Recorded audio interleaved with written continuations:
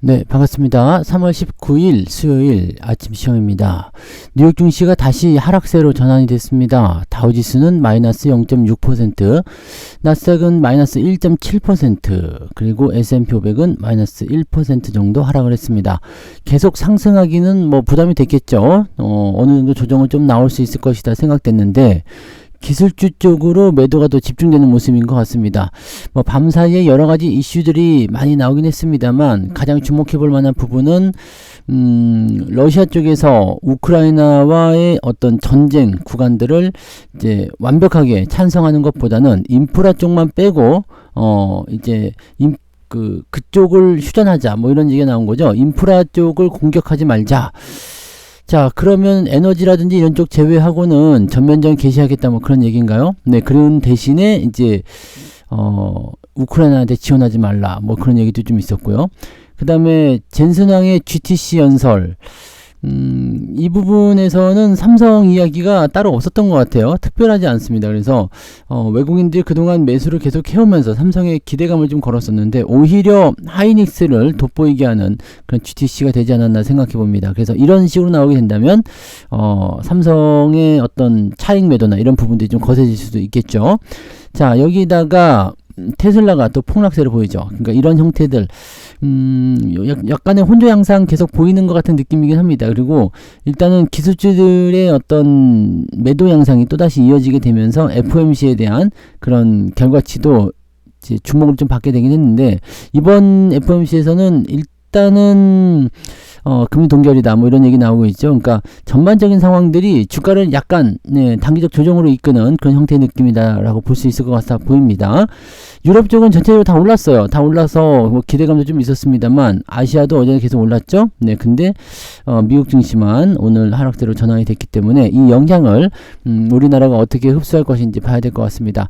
4월 2일 날 시작이 되는 관세 이런 부분들에 대한 경계감도 계속적으로 나타나고 있는 것 같습니다. 이 부분들 한번 체크를 해보도록 합니다. 자, 뉴스 살펴볼게요. 자, 뉴스를 보시면 지금 뭐 테슬라 급락하는 모양새 이런 것도 나오고 있고, 기술주 뭐 이런 거 나오고 있는데 이거 한번 보도록 하죠. 재개된 기술주의 매도. 기술주가 이제 하락세를 보이게 되면 나스닥이 이제 힘들어지는 모습이 좀 보여지죠. 4월 2일 관세 결정 때까지는 혼란이 지속될 것이다. 이 관세에 대한 부분들은 트럼프가 뭐라고 얘기했느냐, 이때 관세를 지정할 것이고 이제 각 국가별로 이제 요율이 결정될 것이다. 뭐 생각보다 적을 수도 많을 수도 있다 뭐 그런 얘기를 좀 했거든요. 근데 뭐 일단 관세 결정이 되고 나서 어느 정도 시간을 좀 주겠다. 네, 그동안에 우리가 협상을 통해서 관세의 벽을 뛰어넘어갈 수 있을 것이다 뭐 이런 식의 얘기가 나오고 있습니다. 그래서 이 지금 관세에 대한 부분들을 일단은 어떤 협상 카드로 계속 이용하고 있다라는 느낌은 계속 받아볼 수밖에 없을 것 같다 생각이 좀 드네요. 그죠? 자, 엔비디아는 AI 반도체의 지배력을 데이터 센터에서 로봇과 데스크톱 시장으로 확장하겠다는 계획을 발표했음에도 주가가 3.4% 미끄러졌다. 기존에는 뭐 특별한 게 없었던 것 같아요. 네, 일단은 뭐 새로운 그런 이제 GPU의 어떤 양상들을 이제 이야기하는 모습이 좀 있었습니다만 그다지 특별한 건 없었던 것 같아 보이고요. 4월 2일에 어떤 결정을 내릴 때까지 시장은 혼란스러운 상태를 계속 유지하게 될 것이다. 그러니까 관세, 면제에 대한 부분들이 어떻게 될 것인지, 그 다음에 4월 2일 날 상호관세가 어떤 식으로 나올 것인지 이런 부분들이죠. 국가별 관세율을 발표하는 바로 그날 4월 2일, 그러니까 요때까지는 이제 시장의 어떤 변동성이 계속 나타날 수밖에 없을 것이다. 자, 그 다음에 이제 내일 새벽에 FOMC 결과물이 나올 겁니다. 자, 그래서 금리가 이번에도 동결될 것이다. 이게 중요한 거는 맞지만 이거보다 더 중요한 건 뭐냐면 점도표죠. 점도표에서 이번 연도의 금리를 얼만큼 낮출 것이냐, 거기에 대한 내용, 그 다음에 경기에 대한 상황들, 이런 것들을 어떤 식으로 이야기하느냐에 따라서 시장의 변동성이 좀 생길 수 있을 겁니다. 만약에 시장의 경기가 생각보다 좋지 않아서 금리를 더 많이 낮출 것이다 라고 점도표를 수정하게 된다라고 한다면 증시가 빠르게 상승할 수 있는 가능성은 나타날 수 있겠죠. 다만 금리가 동결될 것으로 확정이 거의 됐다시피 할 수 있기 때문에 다음번 금리 인하는 빨라야지 5월, 그 다음에 6월 이렇게 되어 있잖아요. 약간 애매한 구간이 지나가야 될 것 같은 느낌이 좀 있죠. 그래서 일단 경계심을 드러내고 있는 것 같다라고 판단이 좀 드는 모습인 것 같습니다. 네, 뭐 특이한 부분은 아닌 것 같아 보여요. 대체적으로 이제 기술주들이 많이 내렸고 이제 부담스러운 모양새들이 좀 있다. 그리고 기술주들의 하락 국면이 이어졌다라고 볼 수 있는 내용이 좀 되는 거죠. 그 다음에 테슬라 쪽 한번 볼게요. 전기차가 혼조 세다를 보이고 있다. 루시드는 8.8% 급등을 했는데 테슬라는 5% 또 다시 급락을 했다고 되어 있습니다. 이 BYD가 5분 만에 충전이 완료되는 새로운 배터리 시스템을 공개하자 4.79% 급락했었다라고 되어 있는데 이번에 또 빠진 거죠. 요거 영향을 계속 받고 있는 것 같아요. 다른 중국 업체들의 혁신으로 충격을 받고 있다. 일단 전기차 시장에도 진출한 전자기기 업체 샤오미가 차량 생산 능력을 확대할 것이라고 또 발표하기도 했다. 샤오미 자동차가 초반에는 논란이 좀 많이 있었습니다만 이런 부분에서 또다시 이제 보완을 해가지고 나오는 듯한 느낌입니다.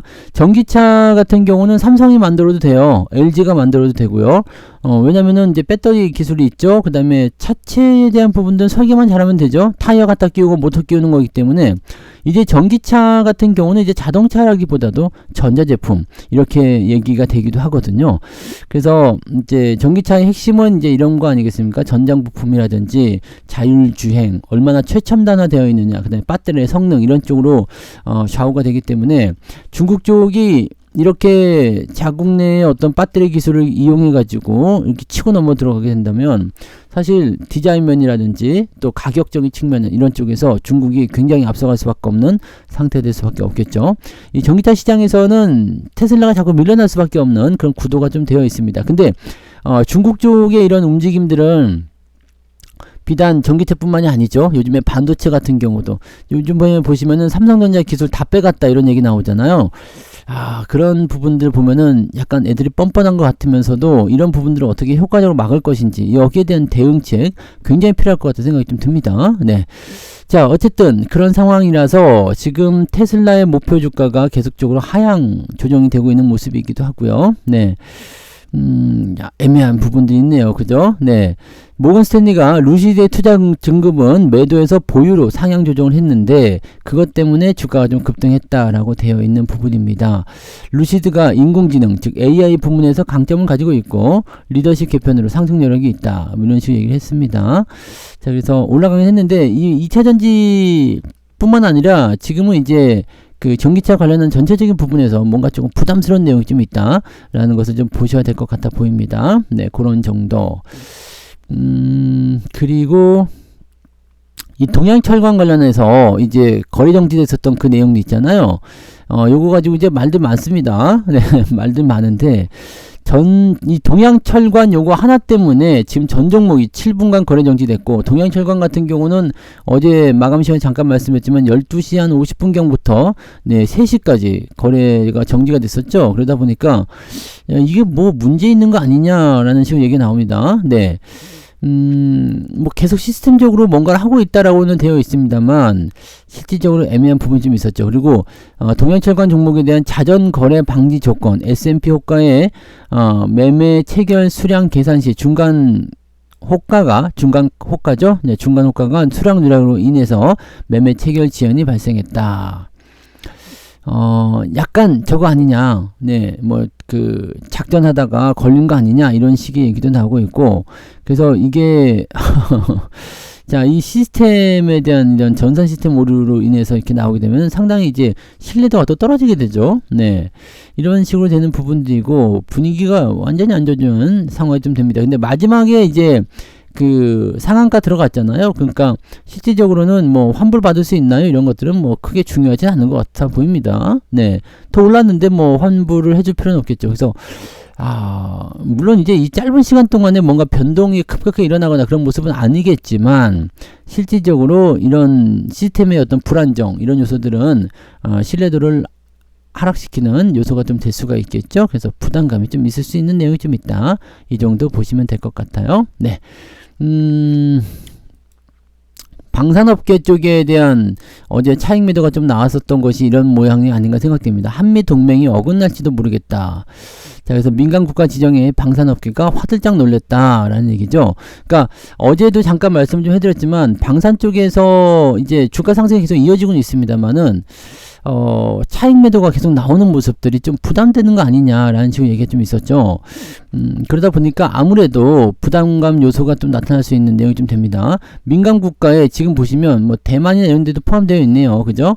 네, 이스라엘, 우크라이나, 중국 뭐 등등등 다 되어 있는데 테러리스트 국가는 이란, 리비아, 북한, 시리아, 수단, 쿠바 이렇게 되어 있는데 우리나라는 지금 현재 이라크라든지 뭐 이런 나라하고 같이 포함이 되어 있어요. 벨라루스, 러시아, 대만 같은 경우는 이제 중국과의 관계 때문이겠죠. 네, 우리도 북한과의 관계 때문이라고 봐야 되나요? 네, 근데 우리나라 4월 15일날 바로 예정에 있다. 자, 이렇게 되다 보니까 원자력, AI, 반도체 등 첨단 분야 연구 개발에도 제동이 걸릴 수 있다라는 얘기가 좀 있는 것 같고요. 근데 방산 프로젝트 같은 경우도 전체적으로 이제 이런 전반적인 부분에서 미국의 승인을 통해서 진행이 되어야 되는 내용이 좀 있다 보니까 애매한 상황이 좀 있습니다. 미국산 부품이 탑재된 수출품에 대해서는 미국의 수출 승인을 받아야 되는데 민간 국가 지정을 이유로 딴지를 걸게 될 가능성이 굉장히 높아진다라는 거죠. 즉 우리가 수출을 하는데 미국 제품이 없을 리가 없죠. 네, 미국산 부품을 안 쓸 수가 없습니다. 뭐 휴대폰 같은 경우도 마찬가지고 반도체, 뭐 원자력 등등등 미국의 기술력을 어느 정도 사용을 해야 되잖아요. 그러니까 그 부분들이 있을 때 이게 사전 검토가 필요하다. 네, 사전 검토가 필요하다. 자, 이런 부분하고 승인을 받아야 된다는 거, 이거 자체가 굉장히 좀 문제가 좀 될 수 있는 내용이 좀 되겠죠. 그러니까 이 민간 국가로 지정이 되게 되면 상당히 피곤한 상황을 좀 보게 됩니다.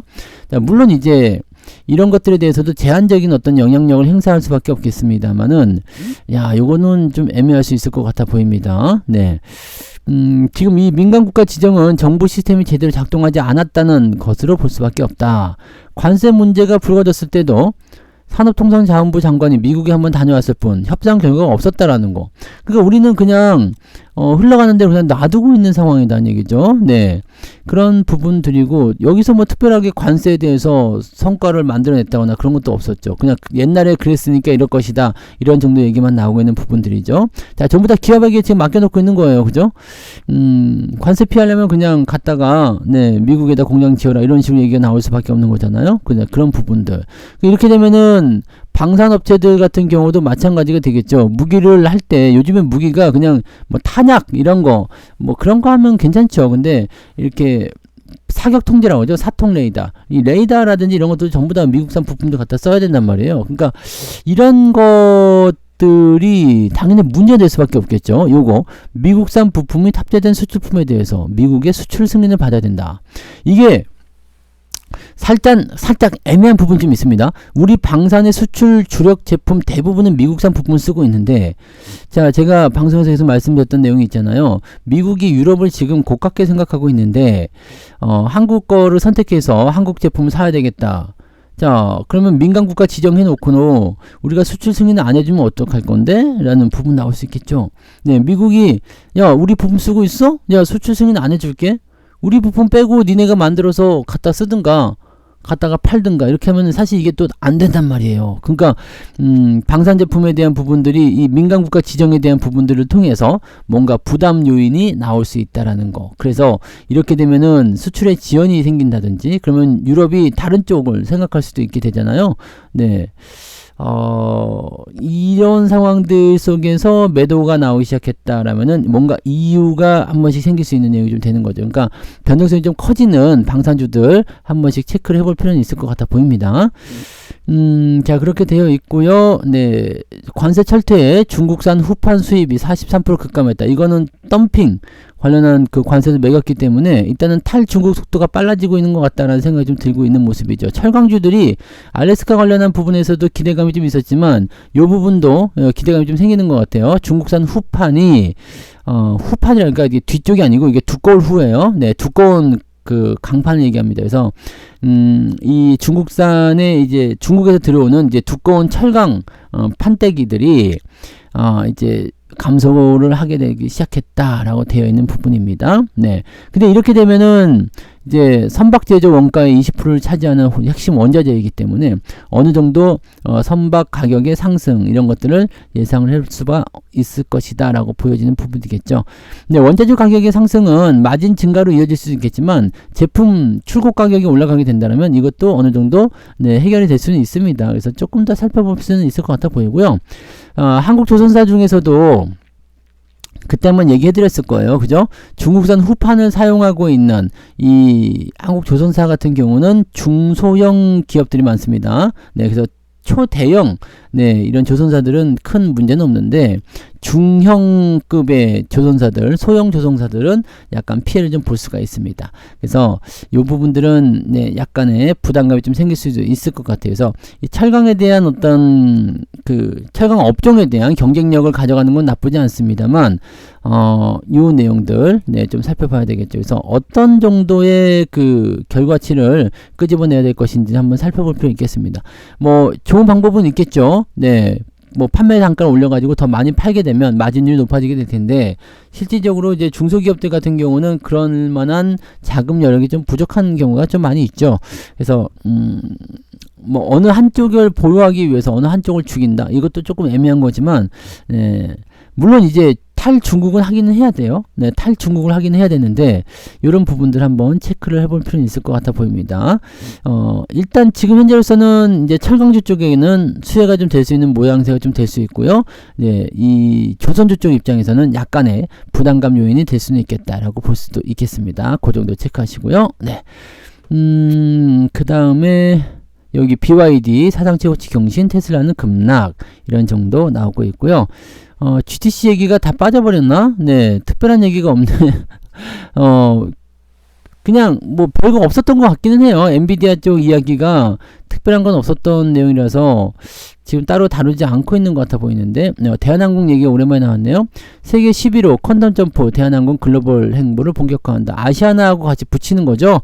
네, 그 결합이 완료됐을 경우에 라고 되어 있는데 대한항공에 대한 기대감은 충분히 있긴 있습니다. 그 다음에 경기가 살아난다거나 뭐 여행 수요가 늘어난다거나 뭐 등등등을 통해서 좋아지고는 있는데 일단은 합병까지 가는데 상당히 좀 애로사항이 많았어요. 뭐 노선도 좀 포기해야 될 것도 있었고 뭐 등등 여러 가지 시간도 굉장히 오래 걸렸죠. 네, 그런데 일단은 이 아시아나와 이제 대한항공의 어떤 합병 이 부분들은 이제 시간의 문제가 아니겠느냐라고 되어 있는 내용이 좀 되는 거죠. 세계 10대 항공사로 이제 둔갑을 하게 된다면 굉장히 강할 수 있다. 자, 약 2년간의 준비 기간을 걸쳐서 완벽한 통합을 추진할 예정에 있다. 일단 뭐 기대감은 있습니다. 네, 기대감은 좀 있는 편이에요. 그래서 대한항공이 아시아나까지 이제 흡수를 한 상태에서 진행이 되게 되면은 실질적으로 약간 이제 뭐 독점 뭐 이런 거에 대한 부분들은 분명히 있을 수 있겠습니다만 글쎄요, 뭐 일단은 세계적으로 커가면은 그런 형태로 갈 수도 있기 때문에 괜찮은 모습이 나타날 수 있겠죠. 최근에 한진칼 주가도 나쁘지 않은 상황 보이더라고요. 그래서 요런 부분에서 어느 정도 주가 상승을 좀 기대할 수 있지 않을까. 시너지 효과가 나올 것이다. 뭐 같은 네, 항공사잖아요. 이제 원래 항공사가 뭐 자동차 회사를 인수했다 그러면 시너지가 안 나올 수 있겠지만 항공사가 항공사를 인수해서 합병한다 그러면은 시너지가 충분히 나올 수 있는 상황이 될 수 있겠죠. 네, 그런 정도 모양새. 네, 대한항공은 아직까지는 이제 뭐 추진은 조금씩 좋아지고 있습니다만 아직까지는 확실히 좋다라고 보기엔 좀 어려워 보이는 것 같아 보입니다. 네, 그런 정도라고 보시고요. 여기 있네요. 네, 30일 전면 휴전을 거부했다. 부분 휴전을 합의했다. 이거 약간 애매한 거예요. 네, 에너지 시설 공격 중단에는 합의를 했다. 그러니까 누가 더 피해를 많이 볼까요? 우크라이나의 에너지 시설을 공격 중단한다. 그 다음에 러시아의 에너지 시설을 공격 중단한다. 이거 두 가지잖아요. 그러니까 러시아의 에너지 시설이 더 많겠지. 네, 그잖아요. 네, 이 우크라이나 에너지 시설에 대한 공격을 한 달 동안 중단하기로 약속은 했다. 근데 이렇게 되면은 러시아 쪽도 공격하지 말라는 얘기는 마찬가지예요. 네, 그러니까 에너지 시설에 대한 공격을 안 하겠다. 대신에 다른 쪽은 공격하겠다는 얘기는 마찬가지입니다. 그러니까 뭐 전기라든지 정유 뭐 이런 쪽에 에너지 시설은 그냥 놔두지만 우리는 전면전 들어가겠다. 대신에 뭘 하라고? 우크라이나 무기 정보 지원을 계속 중단해라. 그러면 이 에너지 시설을 파괴하지 않은 상태에서 밀고 들어가 가지고 자기네들이 우크라이나를 더 압박하겠다 이런 얘기는 되는 거잖아요. 90분 동안 통화하면서 도대체 트럼프는 뭐 한 거죠? 자신 있다고 하지 않았나? 네. 뭐가 생산적이었다는 얘기일까요? 자, 지금 휴전을 하기 위해서 에너지 시설에 대한 공격을 하지 않는다. 대신에 우크라이나에 대한 지원을 끊어라. 니네가 지원 끊으면 우리는 공격 들어가겠다. 이렇게 나올 수도 있잖아요. 네. 이거 말이 안 되지, 사실은. 그런데다가 지금 이스라엘도 저쪽 그 지역에서 다시 공격 재개해가지고 가자 지구에 폭격 들어갔죠. 이 전쟁 끝났다고 트럼프가 얘기하지 않았었나요? 근데 지금 하나씩 계속 금이 가고 있는 모습이 좀 나타나는 것 같아요. 네. 애매합니다. 그죠? 이 전쟁이 이렇게 안 되는 거 아니냐라는 부분이 아니겠습니까? 네. 우크라이나에 대한 외국의 무기 정보 지원 중단, 우크라이나 신병 모집 중단. 그러니까 뭐 군사적 활동을 아예 끊어라라는 얘기가 되는 거고, 이렇게 돼버리면은 아니 러시아가 공격하지 않는다는 정도의 얘기는 나와줘야 되는데 이건 아니잖아요. 그 에너지 시설만 공격하지 않겠다. 애매합니다. 그죠? 네. 트럼프가 종전협상 타결을 서두르면서 우크라이나의 이익을 일방적으로 희생시킬 수 있는 우려가 나오고 있다. 당연한 얘기죠. 이거는 휴전협정이 만약에 부분적으로 이루어졌다라고 하더라도 지금 우크라이나 입장에서는 미국이 도와주지 않겠다라고 얘기하니까 지금 다급한 상태이기도 하고 코너에 몰린 상태잖아요. 그러면 미국이 어떠한 조건을 내밀더라도 일단은 네 오케이를 할 수밖에 없는 상태인데 러시아가 그걸 이용하고 있는 거 아니냐라는 얘기가 되는 거죠. 네, 뭐 푸틴과 그 관계 좋고 잘 되고 있다 이런 얘기 나오지만 실제로 애매한 겁니다. 트럼프에게 힘든 선택을 강요해야 될 것이다. 그러니까 우크라이나 너희들 지켜줄게 뭐 이런 얘기 했잖아요. 광물 협정 하자 그랬는데 지금 보면은 광물 협정을 하게 됐을 때 미국이 우크라이나를 과연 방어해 줄 것인가? 글쎄요 라고 되는 거죠. 그럼 우크라이나는 지금 뭘 해야 되는 건데 아무것도 할 필요가 없는 거지. 그러니까 지금 현재 시점에서는 네, 유럽 전체의 어떤 위협, 안보 이런 것들이 부담이 되는 형태로 좀 될 수는 있을 것 같습니다. 네, 뭐 핵무기는 쓰지 말자라고 되어 있는데 핵무기는 어차피 쓸 생각은 없는 것 같아 보이긴 하니까 뭐 이건 중요한 건 아닌 것 같아 보이고요. 답답하네요. 그죠? 네. 근데 이게 협상이 뭐 진전되었다라고 보긴 좀 어려워 보이고 내가 보기에는 네 글쎄요 트럼프가 지금 뭔가 잘못된 것 같은 느낌인데 네 뭐 봐야 되려나요? 네. 자 그다음에 이게 하이닉스 네 엔비디아 GTC에서 메모리 기술력을 선보였다. 이것뿐만 아니라 지금 하이닉스가 디램 반도체 쪽에서 삼성전자를 1분기에 앞설 것이다라는 얘기도 나오고 있죠. 삼성전자가 점점 뒤로 밀리는 듯한 느낌이 좀 있어요. 자, 여기다가 이제 그 젠슨 황이 뭐 특별하게 얘기를 한 게 없어요. 네, 특별하게 얘기를 한 게 없기 때문에 이거 뭐지? 라고 되는 부분이에요. 네, 이거 뭐야? 네, 그냥 자기 자랑만 하고 들어간 것 같더라고요. 앞으로 이제 뭐 CPU GPU 이런 쪽에서 뭐 더 잘하겠다, 뭐 신제품 더 내세우겠다, 뭐 등등등 얘기가 있었고요. 하이닉스는 여기서 아주 발빠른 움직임을 보여줬습니다. AI 데이터 센터, 온 디바이스, 오토모티브 등등등등등 해가지고 메모리 제품을 전시한다라고 되어 있습니다. HBM3 12단 이외에도 이 소캠이라고 부르나요? 네, 이 부분에 대한 선도적 메모리. 이게 저전력형 디램을 이제 쌓아 올리는 거니 이게 HBM보다 더 좋다고 하더라고요. 네, 소캠이라고 부르는 것 같은데 뭐라고 부르는지 모르겠습니다. 자, 그리고 이런 부분들, 네, 세계 최초의 HBM3 12단 제품. 요건데 우리 그 삼성전자는 어디 갔냐 이거지. 얘기가 없어. 얘기가 없어. 얘네들은 뭔가 진짜 채찍을 한 대 쳐 맞아야 되려나 보죠. 네, 그래서 삼성 쪽에 대한 부분들이 여기 뭐 지금 뭐 초격자 기술 리더십으로 뭐 선도한다 어쩌다 그러네. 얘네 지금 뭔가 보여줘야 됩니다. 네, 확실히 보여줘야 되는 거고 지금 삼성 쪽에서 HBM4를 승부수를 걸고 있는데 올해 하반기 양산이 목표다라고 되어 있거든요. 이게 과연 가능할 건지에 대한 부분들 분명히 나와줘야 됩니다. 네, 그리고 지금 이 HBM3에 대한 부분들을 납품을 하고는 있습니다만 아직까지는 엔비디아가 크기 때문에 엔비디아를 통과하는 게 굉장히 중요하긴 하겠죠. 이런 부분들 있어야 될 것 같고, 이 CXL 같은 경우도 뭐 이게 여러 가지 지금 건드리고 있는 건 많은데 자꾸 뒤처지고 있다는 얘기죠. 그리고 연구 개발에 대한 부분들이 자꾸 중국 쪽에서 네, 뒤로 그 뭐라고 할까요? 중국에 유출되는 그런 형태가 나타나는 이거 좋지 않습니다. 그죠? 그래서 얘네들은 진짜로 열심히 해야 됩니다. 진짜로 열심히 해야지. 지금 뭐 그냥 말로만 할 게 아니라 뭔가 할 수 있는 부분들이 분명 만들어야 되겠죠. 그래서 그런 내용들 좀 봐야 될 것 같습니다. 뭐 그런 정도. 좀 시끄러운 부분들 좀 많이 있는데 일단 중요한 것만 잡아보면 FOMC 일단은 금리 동결이지만 점도표가 발표되기 때문에 이번에 FOMC를 이제 경계심으로 좀 지켜보고 있다. 자, 휴전 협상 잘 안 된 것 같아요. 네, 휴전 협상 잘 안 된 것 같고 우크라이나 휴전 협상에 대한 부분들은 누가 보더라도 지금 저거는 말이 안 되거든요. 근데 저렇게까지라도 해야 된다라고 한다라면 러시아의 공격이 더 강해질 수도 있겠죠. 네, 그런 내용들 함락시키려는 목적일 수도 있어요. 그죠?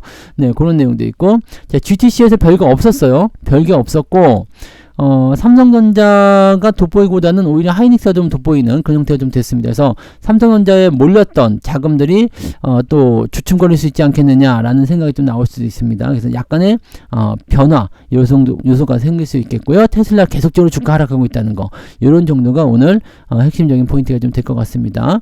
자, 그다음에 민간 국가에 지정된 요소들 때문에 방산 쪽 수출이 약간 제동이 걸릴 수도 있다라는 거 참고를 좀 해볼 필요는 있을 것 같아 보입니다. 뭐 그런 정도로 오늘 체크하시면 될 것 같아 보입니다. 오늘은 약간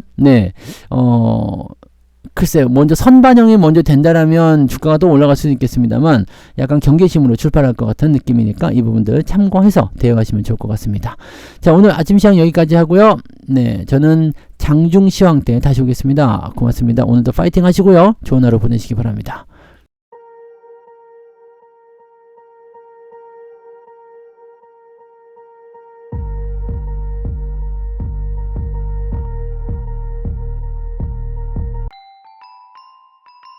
본 방송에서 제공되는 모든 정보는 투자 판단의 참고 자료이며 투자의 최종 책임은 본 방송을 이용하는 본인에게 있습니다.